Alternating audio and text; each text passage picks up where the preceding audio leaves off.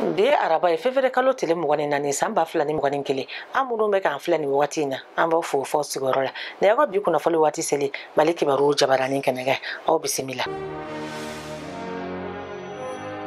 Lajɛ kɛnɛ dɔ sigira sigidalamaw ka lafaamuyali kama farinya wale min bɛ ta ka ɲɛsin musow ma.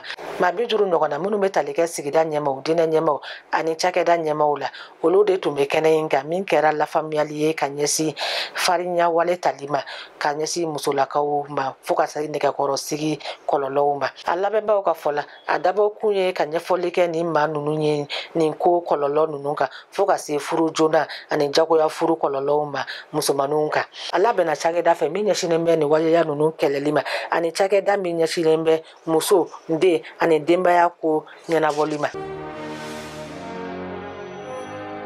Pankuru kɛnɛ ye foroba yɔrɔ ye min tɛ labila maa si ye. Minisiri ɲɛmaa Mukutari Wari y'a yira député bolo ɲɛkɔrɔ ko maa o maa n'o ye sɛbɛn dilan hali a kelen kɔrɔlen k'a di maa o maa u ka taa yɔrɔ in kɛ u sigiyɔrɔ ye walima u ka baarakɛyɔrɔ ye olu bɛɛ bɛna ɲangi. Hakilina jiginna minisiri ɲɛmaa tun bɛ ka gouvernement ka baarabolodaninw dajira députéw la waati tɛmɛnen na a da sera Senu Bamakɔ pankuru jɛgɛ kɛnɛ burujalikow ma.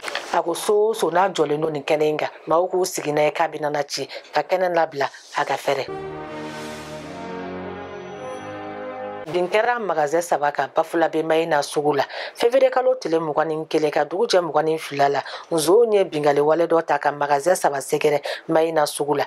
Seereyaw y'a yira ko ni wale kɛbaw ye bilitoli fara ka don magasin ninnu kɔnɔ u taara ni wari ni minɛn caman ye. Sɛgɛsɛgɛliw bolodalen don walasa tɛgɛ bɛ se ka da a mɔgɔ ninnu kan cogo min na ka kɛɲɛ ni gendarmerie ɲɛmaa ka fɔ ye.